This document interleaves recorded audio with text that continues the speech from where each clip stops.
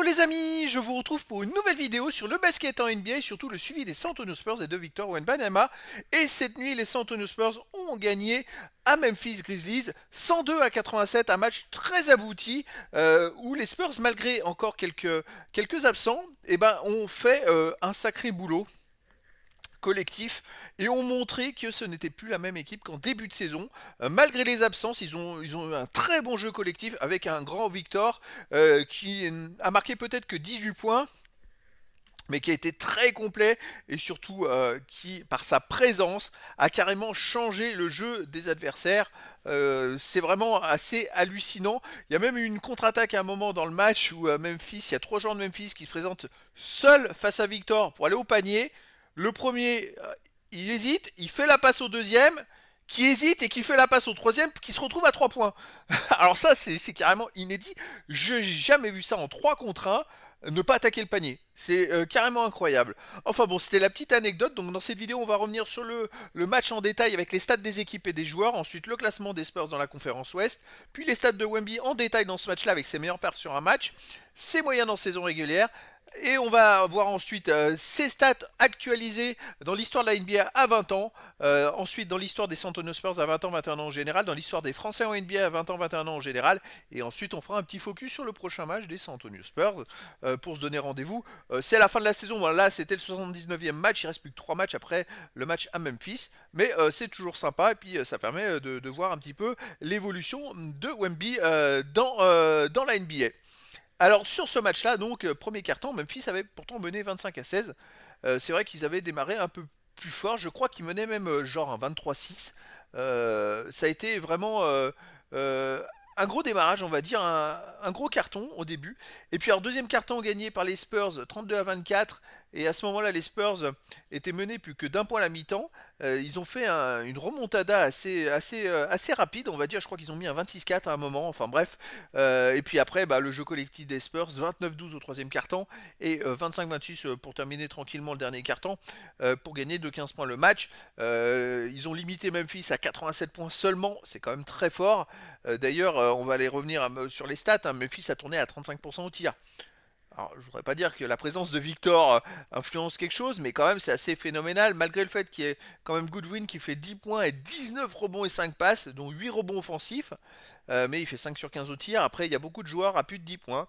Ils ont Scottie Pippen Jr. à 14, Jamison 14, GG Jackson 2 à 11, Clark à 14, Simpson à 12, et puis les deux autres remplaçants à 6, Allen et White. Voilà, tous les joueurs ont marqué, mais malheureusement, ils ont été très maladroits. 4 sur 17 pour GG Jackson 2.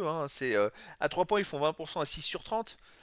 Très peu de lancers francs provoqués, 9 sur 11 au lancer franc. Un match catastrophique, franchement, pour eux, même s'ils ont dominé au rebond. Quoique, ils n'ont pas tant dominé que ça. Maintenant, on va s'attarder maintenant sur les Spurs. Et comme je vous l'avais annoncé il y a quelques matchs, le fait que même Ukejashvili soit là et soit présent, ça libère un peu d'espace pour Victor, parce qu'il peut lui faire ça le boulot face à des gros joueurs en face, des grands gabarits, et c'est un sacré guerrier. Encore une fois, il a joué 26 minutes, il fait que 4 sur 6 au tir, mais 1 sur 3 à 3 points, et il prend 16 rebonds, 4 passes et 11 points. Il fait un match de guerrier, et Victor, ça le libère. Victor c'est 18 points, 7 rebonds, 6 passes, 7 contre encore. Voilà, après dans les autres joueurs, on a Trey Jones 8 points, 7 rebonds, 4 passes. Julien de Champagny 6 sur 12 au tir, 17 points. Ensuite on a Malaki Branham 10 points. Et après pour sortie de banc, il y a plusieurs joueurs intéressants comme Wesley avec 13 points. Mais alors, il y en a un qui m'a surpris, c'est Sidi Sissoko. Il ne joue quasiment jamais, il avait dû jouer quelques matchs par-ci et par-là. Il joue 21 minutes et je crois qu'il fait 4 sur 6 en faisant 4 dunks. Mais il a été très présent collectivement dans les déplacements sans ballon et ainsi de suite. Moi je l'ai trouvé vraiment très précieux, très intéressant pour la suite. Je préférais qu'il le fasse plus jouer que d'autres joueurs et qu'il le teste un peu plus parce que c'est vrai qu'il joue une fois tous les 10 matchs. Et c'est bien dommage parce que je pense qu'il y a vraiment quelque chose à faire avec Sissoko. Les Spurs au final ont tourné à 48% au tir. Ils ont fait quand même 17 tirs de moins que Memphis en marquant 15 points de plus. C'est quand même fort. 25% à 3 points. La différence, elle se joue peut-être sur les blocs qui font 11 contre alors que Memphis en fait que 5. Voilà, il y a les comptes, il y a les ballons perdus 16 pour les Spurs et 7 pour Memphis. Il y en a beaucoup moins pour Memphis. C'est vrai que bon, ça se joue à l'adresse, hein, parce que les Spurs, ils ont marqué 6 paniers de plus en tirant 17 fois de moins quand même, hein. Donc voilà, moi j'ai trouvé que c'était un match rouleau compresseur des Spurs qui ont juste raté le début. Et puis après, il n'y aurait pas eu le début de raté, ils auraient mis 30 points. Franchement, c'est Memphis, je les ai trouvés en dessous, hein, vraiment en dessous. Et les Spurs, malgré l'absence de Vassell, de Jeremy Sochan, de Keldon Johnson, ils ont fait un match fantastique. Franchement, il manque 3 joueurs quasiment majeurs sur les 6 joueurs majeurs du début de saison. Et ils arrivent à réaliser une telle performance.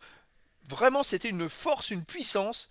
Et on trouve vraiment, il y a quelque chose qui se dégage avec des joueurs qui n'étaient pas prévus, mais qui ont un rôle précis, comme même Ukelashvili. Moi, j'aime bien Malek Ibranam, qui est hyper rapide, hyper tonique, qui apporte beaucoup. Voilà, donc c'était une belle victoire pour les Spurs.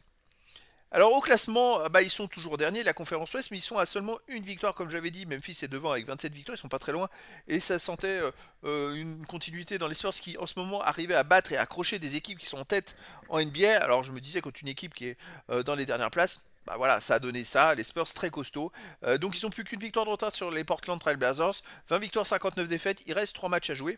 Mais c'est vrai qu'on peut s'apercevoir que depuis janvier, c'est plus la même équipe du tout. À part un carton qu'ils ont pris contre Phoenix, je crois qu'ils n'ont pas raté un seul match. Ils ont eu beaucoup de défaites, mais de justesse. En prolongation, 2 points, 4 points. Mais voilà, c'est plus du tout la même équipe. Au niveau des stats de Wemby, il a joué 31 minutes, il fait 9 sur 19 au tir, 0 sur 5 à 3 points, aucun lancer franc tenté. Alors ça c'est un peu étrange. Il n'y a pas eu de faute sur lui tout simplement. Alors, je pense qu'il y a un manque d'agressivité de Memphis en défense. Voilà. Il finit quand même à 18 points. Un rebond offensif, 6 défensifs, ça fait 7 rebonds. 6 passes décisives, il est dans sa moyenne, 6 passes décisives depuis 10-15 matchs, il tourne à 6 de moyenne, enfin c'est un truc de fou. Aucune interception, 7 contre encore, oh là là, il est monstrueux. Un ballon perdu seulement, alors là, bravo, une belle progression. Une faute, il fait qu'une faute, bon, ok, plus 15 quand il est sur le terrain. Donc c'est que du positif, même s'il a marqué moins, même s'il a pris moins de rebonds. Bah voilà, un match de plus avec une belle victoire des Spurs. Alors, ses moyennes en saison régulière, bon, il a 21,3 par match, mais il a fait un peu moins là. 10 rebonds 6, il a fait un peu moins. 3 passes 8, ça continue à monter. Une interception 2, 3 contre 6. Bon, il est meilleur contreur NBA cette saison, quoi qu'il arrive. Il faudrait que l'adversaire tourne à 20 comptes par match. J'y crois pas trop, même ça suffirait même pas à 20 comptes par match. Donc voilà, il va finir meilleur contreur pour sa première saison, c'est une très très bonne nouvelle. Allez, dans l'histoire de la NBA, arrêté à 20 ans. Alors, Victor est maintenant le 50e marqueur. Ah, il faudrait que je l'inverse avec Emmanuel Mudley. Mais voilà, 50e marqueur, c'est quand même pas mal, alors qu'il est 216e au nombre de matchs. Sinon, dans les autres stats, 56e au tir marqué, 59e au tir tenté. Bon, les 3 points, il n'a pas évolué. Les lancers francs, bon, bah, il n'y a pas eu d'évolution. 80e au rebond offensif, 32e au rebond défensif, 38e au total rebond, 65e aux passes décisives, ça c'est carrément hallucinant quand même. 82e aux interceptions. Et il est maintenant 8e meilleur contreur de l'histoire de la NBA, les amis. Et oui, 8e avec 252 comptes en une saison. Il est plus qu'à 100 contre du premier Josh Smith.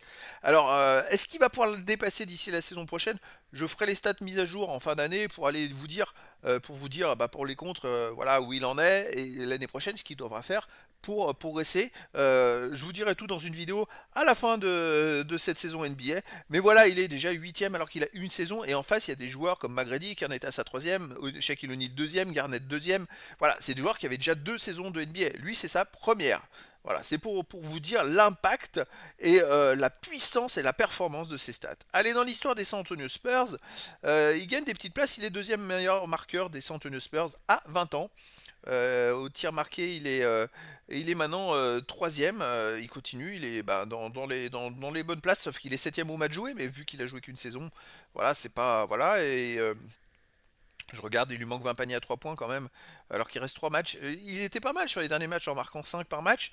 Il aurait pu rattraper Tony Parker, mais il le rattrapera la saison prochaine, hein. Il y en a 82 à rattraper pour dépasser Tony Parker la saison prochaine. Il est à 1488 points et il lui manque 1585 pour dépasser Tony Parker la saison prochaine, à 21 ans. Je pense que c'est largement jouable. S'il tourne à 23-24 points de moyenne, il va pouvoir le dépasser la saison prochaine. Ça va être très intéressant en tout cas. Bon, bah, il prend de l'avance même sur Tim Duncan. 46 comptes d'avance à 21 ans sur Tim Duncan. Et puis je pense que dans les autres stats, les rebonds, il va dépasser Markel Berding assez vite pour la saison prochaine. Ça va être quand même à surveiller. Allez, dans l'histoire des Français en NBA, Victor a déjà plein de premières places. Il lui manque pas grand chose pour aller chercher d'autres premières places, mais il en a déjà plein à 20 ans, mais aussi à 21 ans avec un an d'avance. Alors je vous dis pas l'année prochaine, il va encore augmenter ses écarts avec les adversaires. Je trouve que voilà, il y a pas de, il est même meilleur contreur devant Rudy Gobert avec 2 ans d'avance. Parce qu'il a 22 comptes d'avance sur la perf de Rudy Gobert à 22 ans. Donc c'est pour vous dire. Donc là, il continue sa petite moisson de stats. Les rebonds offensifs, il lui en manque plus que 41 pour dépasser Yohan Petro à 21 ans. Ce ne sera pas cette saison. Donc ça sera sûrement la saison prochaine, assez rapidement. Et après, ben, dans les autres stats, je pense qu'il va pouvoir gravir des places parce qu'il est hyper complet dans tous les compartiments du jeu. Allez, focus, prochain match, les amis. Bah, ça sera demain, le 11 avril, à 2 h du matin, heure française. Ça sera encore le 10 avril aux États-Unis en soirée. Et les Spurs vont jouer à Oklahoma City Thunder. Alors, Oklahoma, c'est 54 victoires, 25 défaites et à domicile 38. Donc c'est quand même une équipe très costaud. Les Spurs de leur côté, donc c'est 20-59 et 10-30 à l'extérieur. Je pense que voilà, Oklahoma est largement favori, surtout que comme il manque un peu quelques joueurs côté des Spurs, à un moment ça peut coincer aussi. Il ne faudrait pas qu'ils aillent prendre une pilule là-bas, surtout qu'ils jouent 2 matchs de suite, 2 jours de suite. Donc physiquement, il va falloir voir avec les absents, ça fait jouer beaucoup plus les remplaçants.